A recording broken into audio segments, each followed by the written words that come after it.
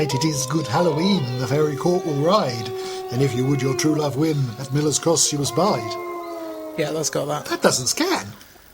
Tonight it is good Halloween, the fairy court will ride, and if you would your true love win, at Miles Court you will bide. But tonight is Halloween, and the fairy folk ride, those that would let true love win at Miles Cross there anyway.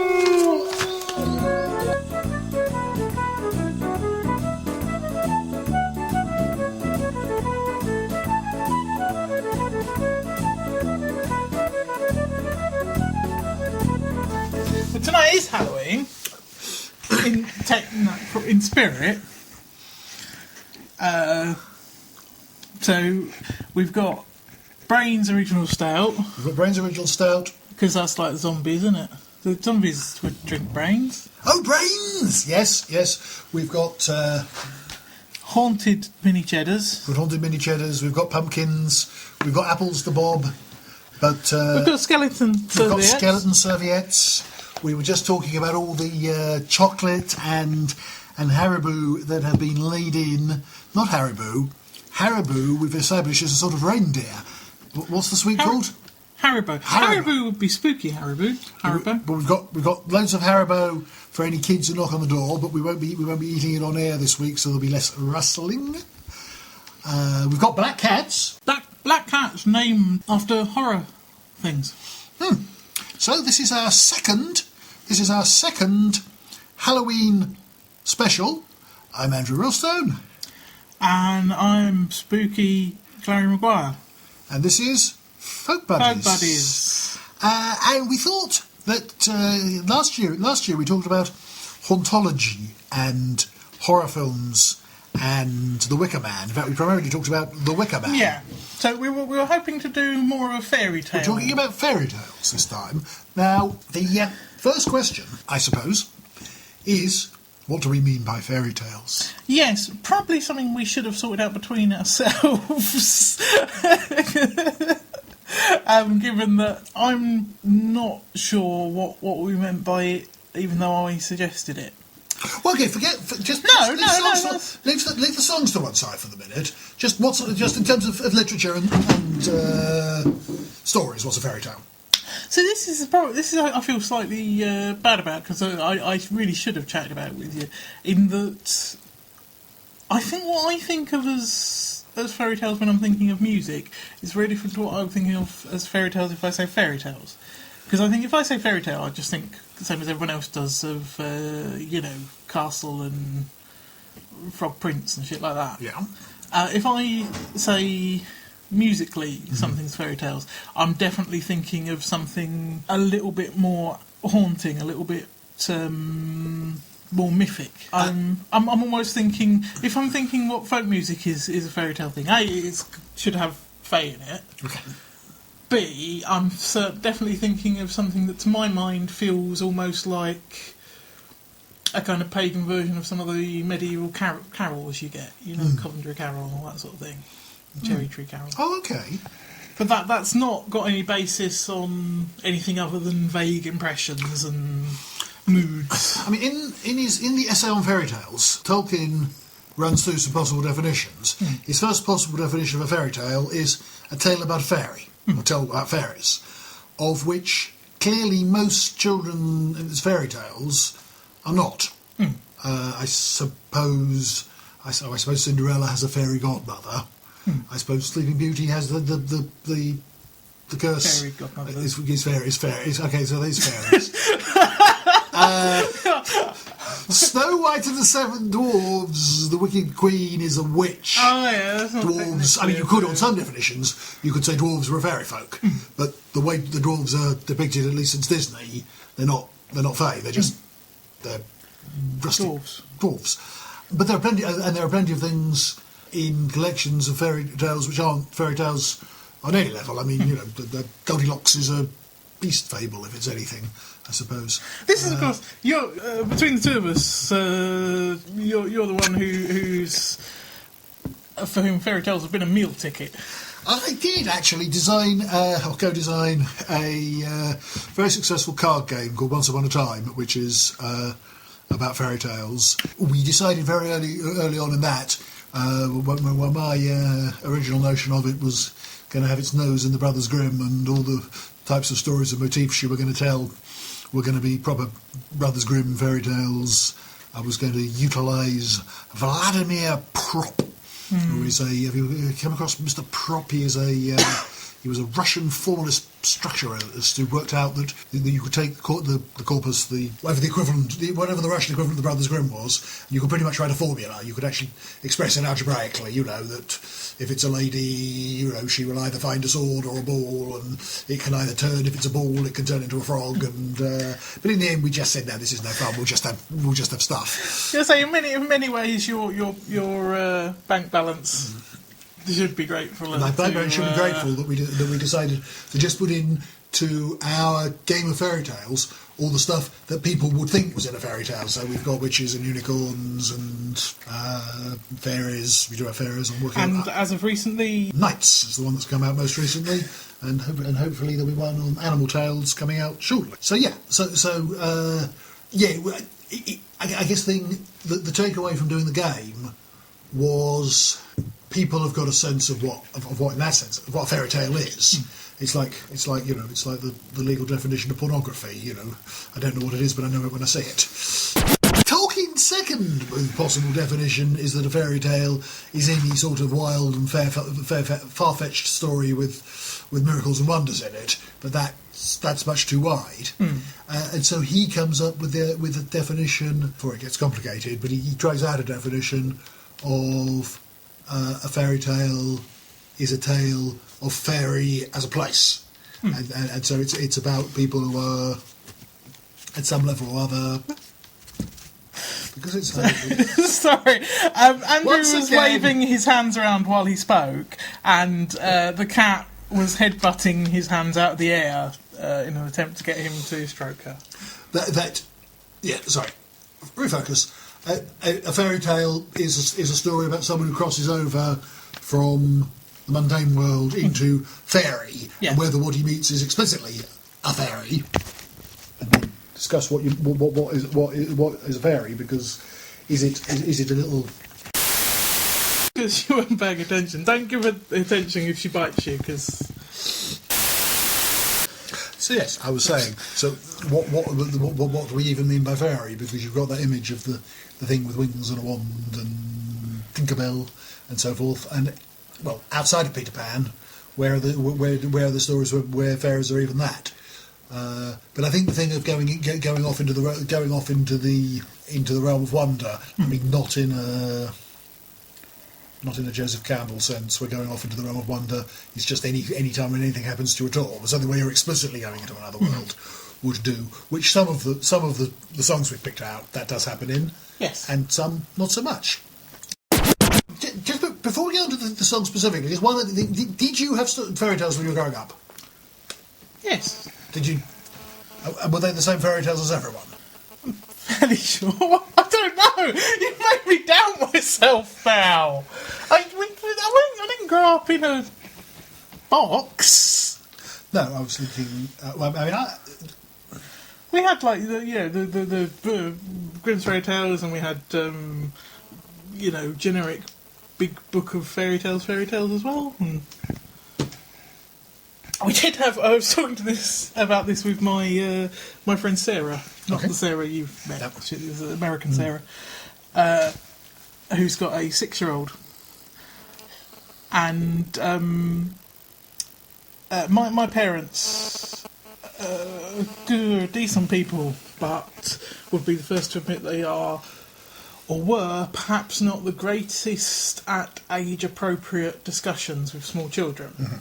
We've mentioned before, I think, my dad's fantastically comforting line when me and my brother were scared of ghosts, of not, oh, don't worry, there's no such thing as ghosts, but it's not the dead that will hurt you, it's the living.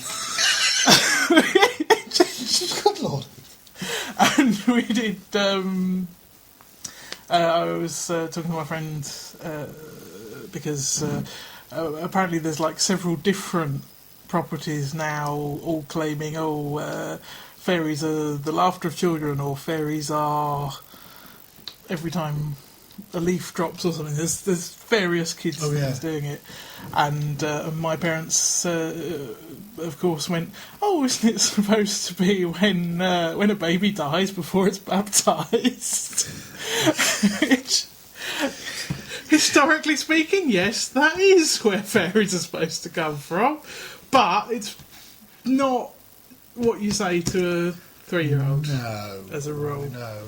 Absent-minded. I was sort of hoping you were going to say that you had a granny from the old country who told you stories of the fey folk. No, I didn't. Although my nan thanked when she finds things.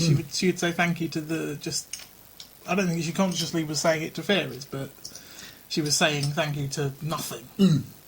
Actually, I think some of the Cornish people, I think my granny, I don't mean had long and elaborate stories about Dragorni's ghost, but I think they talked about the Piskies as a figure of speech, not as a thing you believed in, but it was a common figure of speech to say, the Piskies have moved it, or something. I think that's true.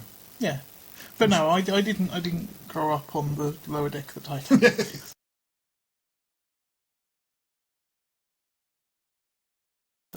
Because talking about ghosts, C.S. Lewis said his Irish nurse fervently believed in both ghosts and fairies, and wasn't at all worried about ghosts, but was terrified of fairies. They were things you wanted to avoid. Yes. This is what I was hoping for more in the music, which I suppose we got of this Halloween idea of I suppose the fairies as, I was going to say a malignant force, but it's not even specifically a malignant so much as it is an amoral force. Total otherness.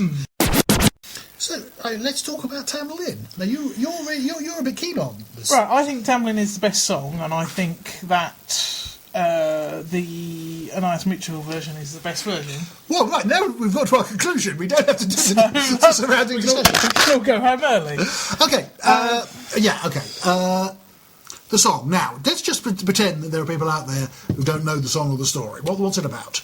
Tam Lin, as usually presented, is it's a child ballad, isn't it? Yes. And it's a story about someone who hears rumours about an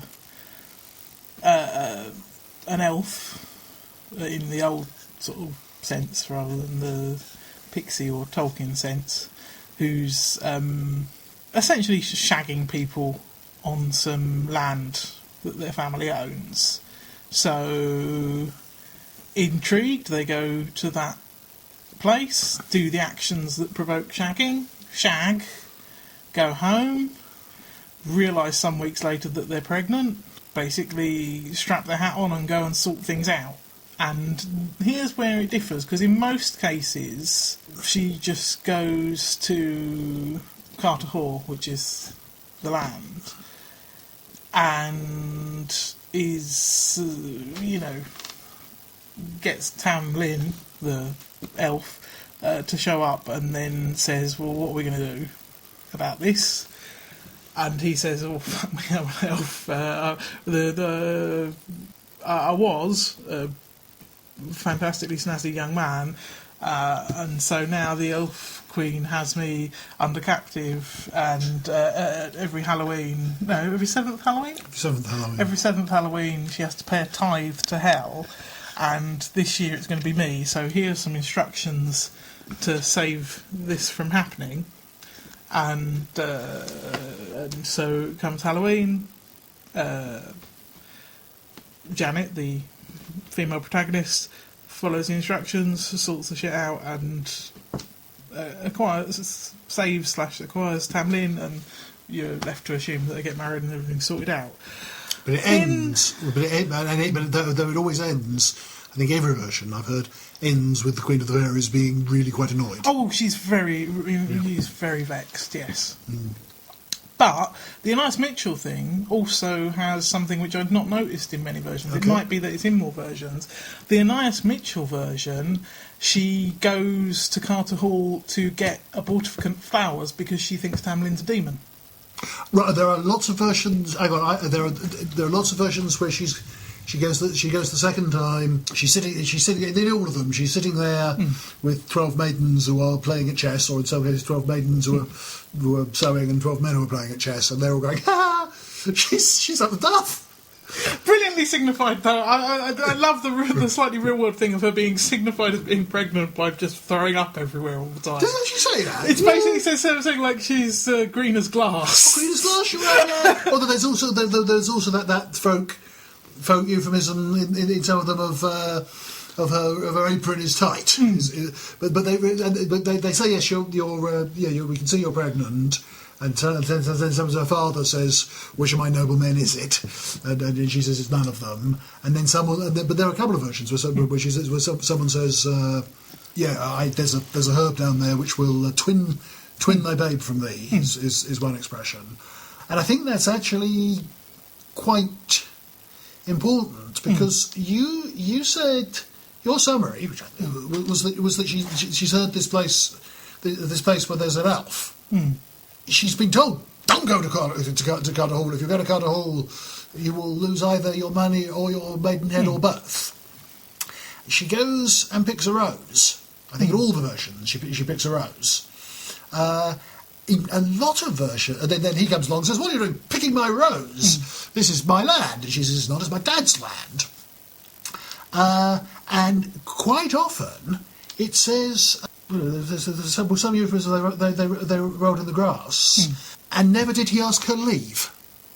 I've heard that in fewer versions than you have. Okay, but most of the versions. One of the reasons I really love it is because most of the versions I've heard really emphasise the fact that she's not told "don't go there" or you'll get robbed and raped. She's told if you go there wearing green and pick a rose, you'll get shagged. Hang on, I've just got in front of me. I don't know if I'm going to contradict you or not because I don't actually know. I've got in front of me the Fairport version printed out, the text, which begins, I forbid you maidens all that wear gold in your hair to travel to Carter Hall, for young Tam Lin is there. Yeah. None that go to Carter Hall, but they leave him a pledge, either their mantles are green or else their maidenhead. Janet tied her kirtle green a bit above her knee, and she's gone to Carter Hall as fast as she can see. So she's. It's one of the reasons They said don't go there. Don't go there because immediately. Okay. No, you're right. But there definitely were things because the thing is, there's no shortage of songs where kind of women get assaulted or seduced or misled or generally utilised. There's very few songs where the active protagonist is female, where it's someone who sets out to do things, events happen, and they resolve them. But I suppose this could be problematic, but that even in the versions where she says, where it said that they're in the long grass or whatever it is, and never did he ask her leave. When she comes back, that it's the babe that we got in our play. It isn't. It isn't. No. So the thing of that she's going there to get an abortion drug. But it's quite nice because it's so the first time she sees Tam Lin, she's picking the rose. And the second time, she's picking this other rose, which is exactly. It's a lovely dense. So he says, "No, I'm not actually a demon or an elf. I'm a bloke." And the solution to get him back is she's going to hold on to him, and they're going to try to turn him into things. They're going to try to. I don't exactly get it, but if she'll hold on to him, she can keep him. Yeah. And so they turn him into red hot iron. They turn a newt. Yes, they turn him into animals at first, generally, and generally they turn. The last thing is, if they do it, the last thing is they turn him into a hot coal. I think there are so relations. I'm sure there's one where that's the first thing. And all the little things. He turns him into a snake, but she says she's not frightened of the snake because it's God's mate. Which always makes me think of a trademark. Well, this is. Because a lot of versions they just list the things. They don't say why she's not letting him go, because the implication is she's not letting him go because he's Tam Lin, because he's the person she's rescuing, and the conditions of rescuing him are to not let go. The song can be as long or as short as you want it to be. No, it can't be as short as you, but it can be as long as you want it to be. And there are some. Steeleye Span prove that. There are some where he goes through. They're going to turn me into this, and then they're going to turn me into this, and then they're going to turn me into this, and then they do. Yeah. Some skip that, and I think this is the Steeleye Span. I'm looking at. It's only a slightly different text. They've shaped him in her arms, an adder or a snake. She's held him fast and feared him not, to be her earthly mate. They've shaped him in her arms again to fire burning bold. She's held him in her fast and feared him not, till he was iron cold. They've shaped him in her arms to a wood black dog so wild. She's held him fast and feared him not, the father of her child. Because does the Fairport one skip the hot coal? As sung by Sandy Denny, it says here, they will turn me in your arms to a newt or a snake, but hold me tight and fear not, I am your baby's father. Which doesn't rhyme at all. And they will turn me, well, of course, we're transliterating from the Scottish, which, I think. Yeah. And they will turn me in your arms into a lion bold, but hold me tight and fear not, and you will love your child. And they will turn me in your arms into a naked knight, but cloak me in your mantle and keep me out of sight. So it's quite pared down, the Fairport one. Fairport turned to. Which, of course, would probably have been the first one that I heard. Mm-hmm. So you like the story because it's an active protagonist. It's got a woman with agency in it. Yeah. And I like... Because, I very much like the story outside of the song as well. There's a really, really good book by Pamela Dean, not the terrifying American cookery woman, a different woman, I assume, which sets it in a modern university. Oh, okay. And which, honest to God, until I was reading it and I was really enjoying it, and until the last 15 or 20 pages I assumed was meant to be a metaphorical retelling of it, and then in the last 20 pages it's like, no, the Professor of History is the actual Fairy Queen, and then it all kicks off. Okay. And of course Diane Wynne Jones did a Tam Lin / Thomas the Rhymer book. Okay. I take it that's not slash in the fanfiction sense. No, not slash. Not slash in the you have committed a great slash upon the internet. Initially I'd say the first time I heard it would have been the Fairport one, which I just think is a very, very good kind of folk rock song. It's got that lovely kind of psych folk kind of guitar solo-y type bit at the end, similar to their version of Matty Groves and things. And of course it's got Sandy Denny, and you can't really fault anything sung by Sandy Denny. I think the story itself speaks to me a bit, partly as I keep repeating, just the fact that it's a woman with agency, which I know can sound as if almost like a kind of, well, it's an approved work type attitude, but it's when you are a woman or a girl or whatever listening to this sort of thing, it really does jump out at you. It's really just like, oh, thank Christ, I wasn't consciously aware that all these women were getting, murdered and raped and so on, and now this one isn't. But now one isn't, I'm very conscious of it, and I'm just relieved. The other thing I think, at the risk of sounding a bit Sudi and a bit kind of overly personal, is I do have a history of mental illness, and so I think the metaphor of someone who cares about you basically just sitting out all these changes into monstrous things really, really appeals. That's yeah. Yeah. So, you don't know what to say to that now, do you? Well, I thought the idea that the metaphor is that she's sitting out changes, that he's going through all these transformations, isn't how I would have read it. I was reading it much more as a wild fairy ride of the brave person hanging on, but I think your reading's better. So I like that, yeah. What I like about it, I think I like I like the structure. I like the shape. I like the fact that it's long, that that we've got a leisurely story. We've got a prohibition. Don't get out of the woods. Yeah, sure, a big surprise.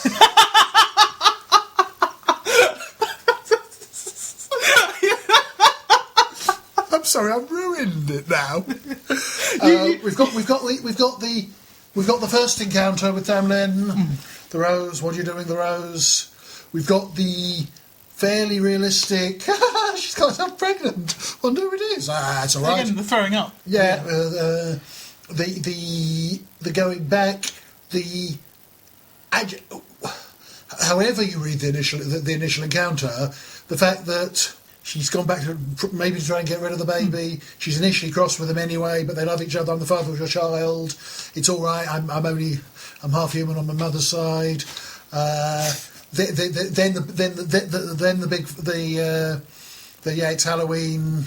The whole idea of a tithe to hell, and then the fact that that after the end it carries on with the witch queen, not the witch queen, that was Flash Gordon, the fairy queen cursing him, and I think and a lot of the individual language that again it varies from version to version, but the fact of the queen saying, if I'd have known what was going to happen, I'd have torn out your eyes and put wooden eyes in. If I'd known what was going to happen, I'd have turned you into a tree. You know what's going to happen, I'd torn out your heart, given you a wooden heart. So much of the language and the imagery is just really good. It really it does just make you visualise this terrifying thing. You know. Now, versions in performance, because I put a few in the sort of the playlist, and then I put a few. I put a few more in a Tam Lin playlist, and I found a few more. I've been listening to bloody Tam Lin all day. Yeah, there's. Now, the first thing to say is, just before, is one of the things which is great about folk music is that you can take the song and do it in different ways. We don't have to have a definitive Tam Lin here. No, I do think though it's possibly because I like it so much, but I think it's a bit of a merciless song. I think it's very easy to do a bad version of it and quite hard to do a good version. Okay. Steeleye Span's version is really quite spectacularly bad. Now, just let me stop here. Now, first of all, listeners won't have picked up on this, but sometimes we have things. Sometimes we make a thing of liking a particular song or a particular artist, or not liking a particular song or a particular artist. So how serious are you about not liking them? Oh, I'm deadly serious. Oh, okay. I think it's bloodless, and that it was Steeleye Span that was a 16-odd minute long one, wasn't it? The version I'm looking at is 11 minutes. It was one we heard at Trowbridge. It wasn't. Was it Steeleye Span or Pentangle? Oh no, hang on. You won't miss the Pentangle. We'll come on to Pentangle.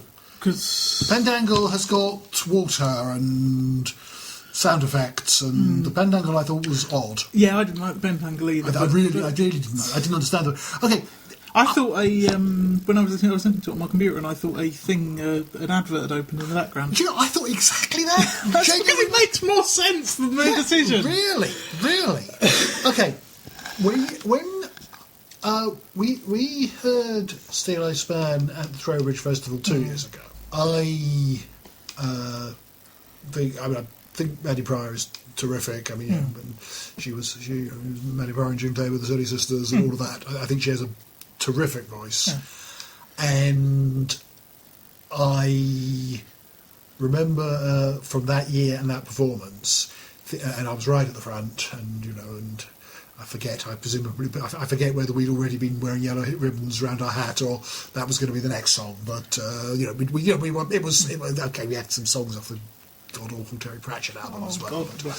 But anyway, this was the climax of the set. It was the climax of the whole festival. I thought it was fantastic. Really, really, really, really, really, really good. Now listen to the record a couple of times preparing for this.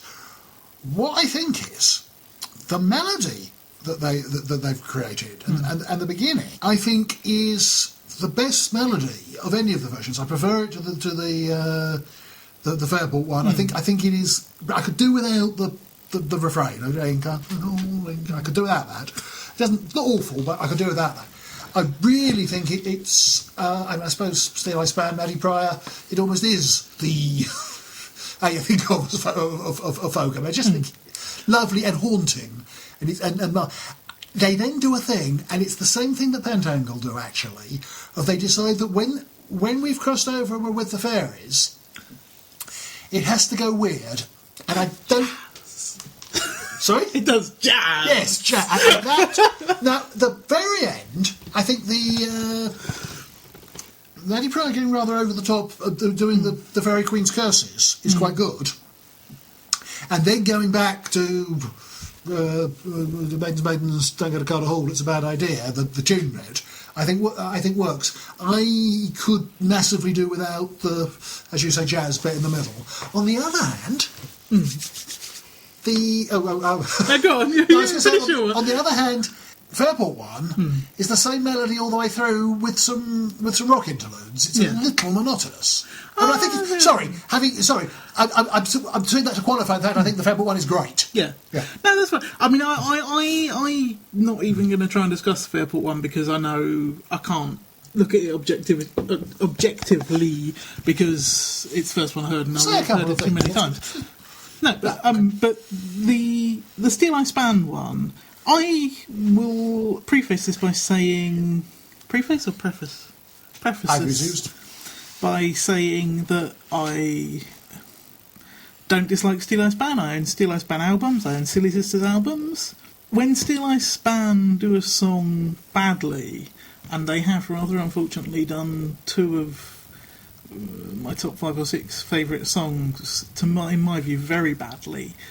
It always feels to me, the word I used earlier on was bloodless. It feels that they turn it into a kind of... it almost feels like they're performing one of those things that Lady Maisry does, where it's not words, it's just vocalisations. Oh yeah. It is actually genuinely called biddling. It feels like, technically what they're doing is singing the lyrics, but really they're just doing that because that's the noises you make with your mouth while you're doing this song. I sometimes feel that about Fairport, though. But yes, certainly the jazz noodling. It doesn't. Which is the other one of your favourite songs that they ruin? Because I'm not aware. Two Magicians, didn't they? Oh yeah. Yeah, I'm not. That's not. No. That's See, not and I find the version of Tam Lin similar to the version of Two Magicians in feel. It's not necessarily musically. I'm coming in from a position of liking both. I like the Fairport one. I like the Steeleye Span one. Neither of them, I think, are my favourite version. We may be coming on to that. But I think they're both great. I have more of a sense of Maddie Pryor, as well as it being a stonking melody, narrating a story, whereas I have more of a sense of Sandy Denny is saying the words. I mean, I don't see. My thing would have been I feel like the Sandy Denny version is someone telling a story. Oh, that's right.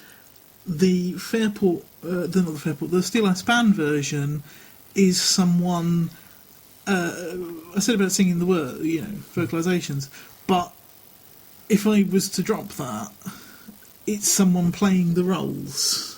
The structure of it is playing the roles rather than because the thing which was just going across my mind was that there is a level at which Steeleye Span...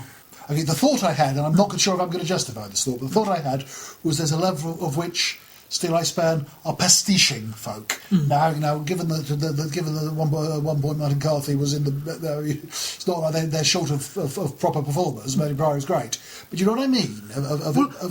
Which I think may be the same thing you're saying as playing roles. Yeah, no. To be honest, I think I was going off on a different direction. Whereas Fairport.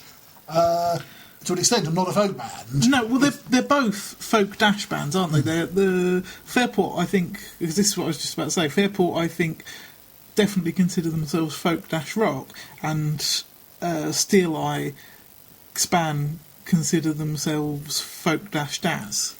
I'm almost almost certain. Pentangle, I'm almost certain that's what the albums were marketed as. So I'm not. I mean, I would have thought that certainly currently, the current incarnation of Fairport, the new lineup that's been there for 27 years, or whatever it is they say, would say that they were a band. They were a band where some of what they sing is folk and some isn't. Yeah. So it may be. So actually, it may be that while perhaps I'm edging over to preferring Steeleye Span, is actually that Sandy Denny is simply treating Tam Lin as a song, which can then have rock and stuff. Whereas Matty Pryor, while things are being done, there is noodling. There's a sense of here's a song about a fairy, and here's an oldie worldy melody. And here's a slightly... She doesn't actually put her fingers in her ears, but, I don't know. And then there's some jazz noodling. Isn't jazz noodling? The bit in the Steeleye Span. You're absolutely sure you're not getting this muddled with the Pentangle, which is... No, because I don't think I listened to the entire Pentangle. No, that would be very, very understandable. I also had another structural reason why I wasn't keen on it, because you were saying about the Carter Hall repetition, which grates on me at the end because the song has a shape. It has a beginning, a middle, and end. Yeah. If you start doing the Carter Hall warning repetition again at the end, you've negated the ending that you've just had to the story.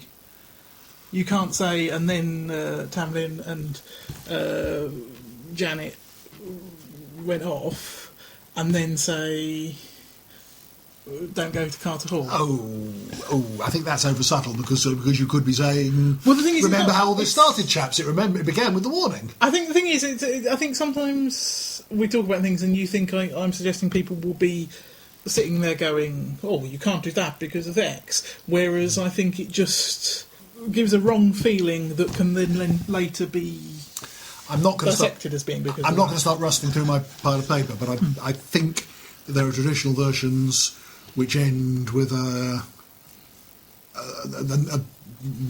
this story shows that disobeying people's advice when they say don't go to places where you might get raped by an elf. You don't do that, girls. I think. That's not. It doesn't show very well not to do that. No, it doesn't. Really, does I think, to be honest, it'll all work out all right. Yes, and it's probably easier than just marrying a blacksmith or something. Doesn't seem like the most the harshest warning I've ever heard. So, am I right? Would I be wrong in supposing that your favourite version is the Elias Mitchell and Jefferson Hamer? It is my favourite version, which really surprised me because it's a relatively new album, isn't it? It's only about a year old. Yeah, it was last year. Yeah, I'd always liked the Fairport version, and then this one I thought was quite good, and then over the course of about a week or something turned into possibly my favourite song ever.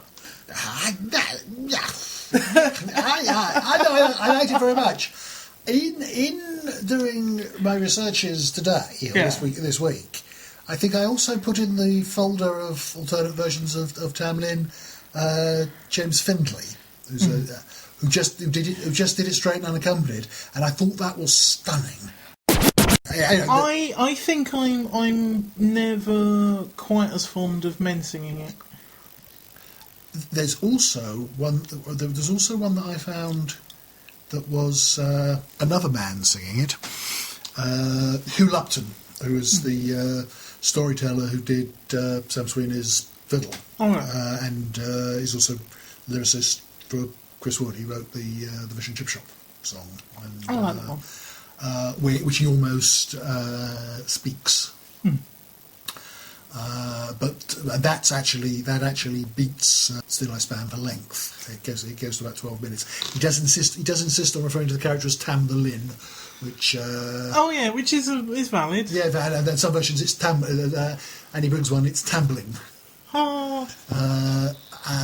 I also listened to Ewan McCall's version. Now that we'll have to struggle a little bit with because he sings it in dialect, because that was one of his things, wasn't it?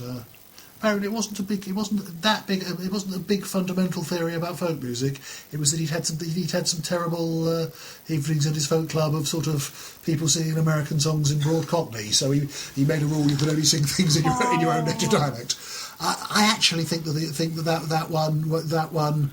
And where you're not stuck with trying to make Father of Your Son or Your Baby's Father scan, because it can be Bien's Pa or whatever it is in the original. I think that's. Hang on. There is a danger or a temptation of taking these big songs and making them production numbers. Yeah. Musical interludes, jazz, waterfalls, whatever. Yeah.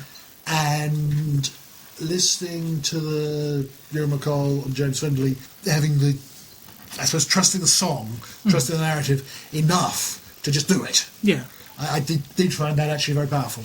I think that's possibly why the Anais Mitchell one appeals so much because while there is production, it's a very stripped down album, isn't yes. it? It's, I mean, the thing I've said repeatedly on this podcast and in the pub and so on is that it makes the songs feel like actual kind of stories and songs rather than versions of the child ballads again. Yes. Which, yes, and it does sometimes, I think, with bands that are doing clever things, and I think bands that I like. You know, we have not yet had a Bellowhead version of Tam Lin, so far as I know. But then I sometimes feel that I was about to make an analogy between folk music and donuts. I want to see where this goes. Well, donuts are quite nice, simple things. Yeah. And then you get sort of Krispy Kreme donuts that pile other actually quite nice things like chocolate and orange and marshmallow and sausages. I don't know. So the donut just becomes a thing you put your filling on. Or sort of cupcakes. Oh, cupcakes would have been much better to use. So I sometimes think that folk songs are a bit like cupcakes. You take a simple, nice thing like a cupcake and then pile, supposedly to deliver your filling. And I sometimes think, certainly with the last Bellowhead album, that the songs could be anything. Yeah. They could be singing anything, and they're just using it as a hook to hang arrangement on. And I sometimes feel that with bits of Fairport. It's arguably true of the Steeleye Span thing. It's definitely true of the Pentangle thing. Whereas, while Nice Mitchell isn't just a man singing unaccompanied the song for 14 minutes, it's a man and a lady and a guitar doing that. So yeah. Since this is Halloween, is there any element of the song that is scary? Did you find when you were coming to it fresh and thinking this is brilliant? Is there any sense of Forbidden Woods and? I mean, I've never. It's not a song that scares me on a gut level in the way that, say, the Emily Portland one with the snip snap stuff does.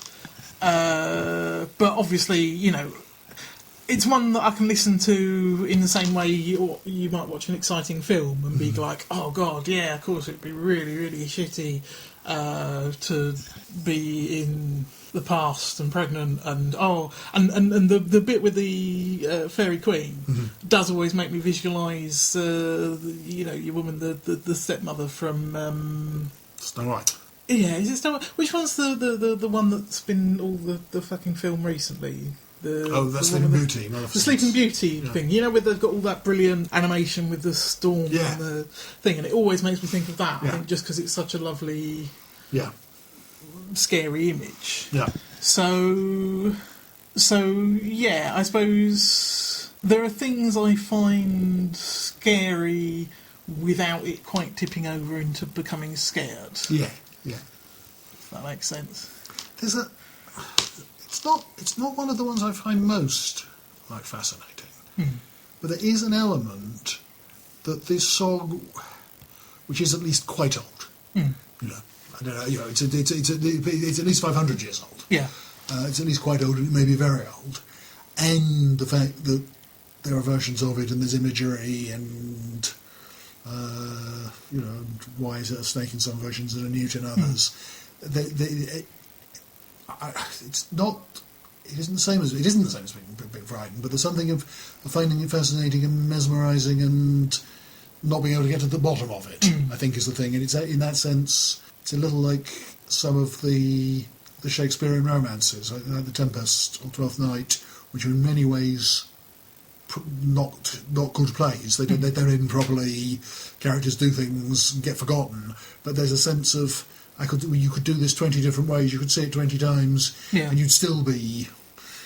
What's this crazy dude? What's this wizard? What's this fairy queen going to do? Yeah. Which, incidentally, I get no sense of at all in A Midsummer Night's Dream, which seems to me to be, these are really just pantomime fairies. Yeah. There's nothing. Well, it's deliberately artificial, isn't it? Yeah, but it's not. There's no. Yeah. Yes, that's it. It's. Tolkien really didn't forgive Shakespeare. I don't think they ever met, but he pox on Shakespeare and his buttercups and his Moorish familiars and all the Midsummer Night's Dream stuff. I've been rereading Little Big this week, just on the topic of fairies. Oh, right. Very good book. I would recommend all of our listeners to read it. Let's suppose that there might be someone listening who hasn't read it and doesn't know what it's about. It's Little Big, a massive novel by John Crowley, who also wrote Engine Summer and Beasts, I think it's called, and a bunch of other ones. It's slightly difficult to explain in that it's this very sort of dreamlike book with 150 shit pages in 2/3 of the way along, and then it gets good again. It's not something you can easily summarise. But if you're listening to this and you enjoy the film The Fisher King, you will probably like this book. And if you like good books and didn't enjoy the film Fisher King, just give it a crack anyway, because it's a very good book. I think what made me think of it was when you were talking about the Shakespeare and when you were talking about Tam Lin and things, I was thinking of stories that I feel like have a sort of almost separate strength to them. They have... I want to say stories that have their own existence, but that sounds like such Sandman reading bollocks. Let's say that again. Say that again loudly. Sandman reading. Are you saying that you don't think Neil Gaiman is the greatest thing in the world? I think Make good art. I think he's somewhat overrated. I think he's not a bad writer. Sandman reading bollocks. I know exactly what you mean. I think he's a man who suffers from his fandom and from thing is, I know other things. Sorry. Sorry, go on. You were going to say something. No, go on. After you, Cecil, there's the thing. That's something that's got its own weight, because neither of us were born when that was on. There's I understand what's meant by self-existent stories of one possible and non-poncy definition of myth. Yeah. Is a story where if I give you the summary of the story, you've got the story. If I say there's a guy, he was the most beautiful singer in the world, the birds would stop to listen to him, and when his brother died, he was able to sing and go down to hell and bring her back, and there was something about not looking back. But, you do the simplest summary of the story. You know why that's a famous story. You've got the story. I don't need to give you a version of it. I understand. There's that idea of myth. Now, you think something like Tam Lin, I don't think fulfills that. In that, summarise it. You've got the story. It's Orpheus. Sorry, the thing I just told you was Orpheus. And so is Tam Lin, essentially. Oh dear, have I just done a really terrible example? I think the story of Orpheus. Yeah. Better if I'd use the example of Oedipus, which. The story of Orpheus could be summarised in 4 lines as a myth. I don't think the story of Tam Lin can. Isn't all the things we're saying are great about Tam Lin? All the specifics. If you said there was a lady who went to a forest and I'm going to argue myself. There was a lady who went into a forest and did something she didn't. She came home and realised she was under a curse, or absent a curse, as the case may be. So she went and followed the instructions, and they all lived happily ever after. That's taken out everything about the poem, though, isn't it? I think that Tam Lin is a fantastic lyric, a fantastic poem, a fantastic song. I'm not sure if it's a fantastic story separate from all the specific repetitions, and I don't know. I think this is getting very deep. When you were talking about the Sandman reading bollocks, it wasn't that idea of a standalone myth. It was something. It was that the story. It was that the story has got innate power, and that if you read the story, it will be a transformative experience. I think yes, you're saying it in a funny voice, but yes, basically. Yes. I suppose the problem is there's no little words to describe things like this, are they? No. All. There's no way to differentiate a small transformative experience from a big transformative experience, even though they both exist. Mm-hmm. You know, having poached egg on toast for the first time is a transformative experience, but it's not going to be the same level of transformative experience as having a child, you know. But they're both. It's a failing in the English language, really. It really is. So I've got one last thing I meant to say about Tam Lin, in that, as I say, the Fairport version was the first version I heard, and I've tried to kind of let the gender politics thing just go as read, because I'll go on about it all the time, and it is important, but it doesn't make it any more interesting to hear for the 100th time. But I think it's really telling that it wasn't until I was listening to the Anais Mitchell version, so that's maybe 20 years after first hearing the song, that I parsed the lyrics properly and realised the bit where her father's saying, "Which of the nights got you pregnant?" It's phrased as something like, she says something like, "None of them shall have the baby's name." Yeah. Well, up then spoke her father dear, and he spoke meek and mild. "Oh, and alas, Janet," he said, "I think you go with child." "Well, if that be so," Janet said, "myself shall bear the blame. There's not a knight in all your halls shall get the baby's name." And it was literally not until listening to the Anais Mitchell one that I realised it was her father saying, "Which of the knights have got you pregnant?" and her saying it was none of them, rather than the father saying, "You're clearly pregnant, choose a knight to be married off to," and her saying, "Fuck you, I'm going to go and not marry a knight, ha-ha." And I didn't realise that wasn't what she was doing until 6 months ago, or whenever it was. Yeah. Because the tone of it, to me, you know, it's not like she's going off to run a feminist printing collective, but compared to all the other folk songs, she is. It was so dramatically different that I expected her to be going, "No, it's the past, but I'm still going to just go off and have babies on my own." Yeah. And so there you go. That's make sure that there's lots of stories and songs about all different types of people, so that your children don't get lyrics wrong when they hear folk songs the first time. Did you listen to the Jim Murray Hindettin song? It's like the Seven Sons. Yeah. Really, really, really, really rapey elf one. It really is. It's really bleak, isn't it? It felt slightly sorry for all the sons who burned to death at the end. It's an interesting one, because I mean, it's got a heavy.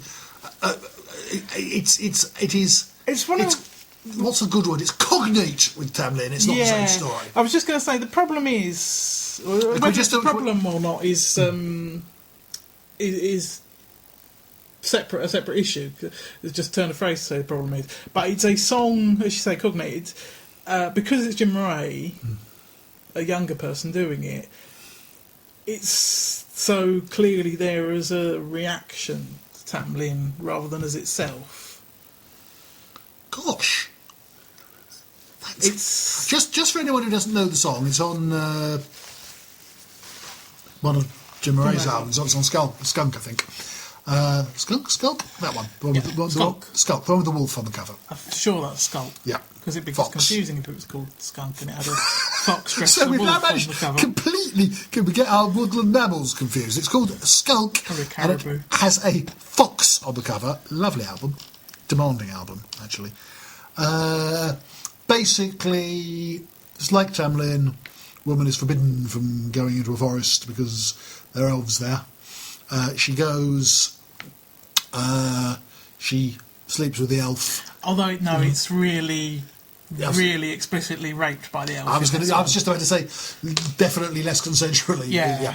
She has 7 children in the Elfland. Yes, over 7 years. Over 7 years. She stays there, Crying continually. crying continually, and then one of them says, "Why is Mum crying continually?"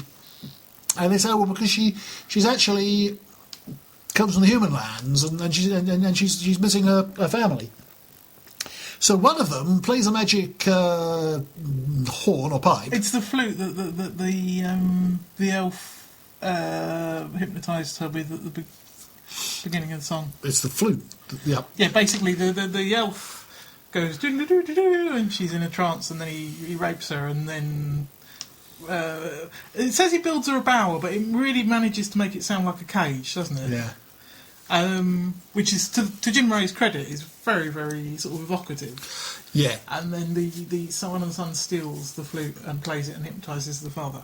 Yeah, so sends the father to sleep, takes her back, and then when she goes back. Not one day has passed. Yes, not even breakfast from the sound. Not even breakfast, and so her father burns down the forest. I think she actually asks that Yes. the forest be burnt down, which does seem, I guess, say, a bit rough, particularly on the son who Yes, went, well, this isn't on. yes. Although, and then the last line is something like, "And when her father was deceased, said." I have to say, I like the song, and it's another one. When we heard him doing it live, I thought it came across better than on the record. I do think it's an example of Jim Ray doing a terrific job with not that great material. But the thing that from when I first heard him, I thought was wonderful about Jim Ray is there's something. His voice suits that sort of Fey story, and there's a point. The point where the younger son is playing the tune on the flute, and it's like Jim Murray is sort of, I don't know, channeling sort of minstrels and things. There's just something. He does it joyous so about his voice. well. He makes it it sounds a backhanded compliment to call it a horrible song, but it's a man trying to sing a horrible song and sings a horrible song. It really is evocative, and I think, as I say, the slight problem is that because it's a post Tam Lin song, it comes off with a touch of the sort of 90s Vertigos. It's a bit gritty reboot. But that's not the song's fault. That's not Jim Murray. Sorry, can we just clarify 90s Vertigos for the young people? Vertigo was DC's Dark spin-off imprint during the first of the first wave comics are not for kids t-shirts era. They published all that Sandman bollocks. I never called Sandman bollocks. No. What was it? What was the expression? I said Sandman reading bollocks. Yes.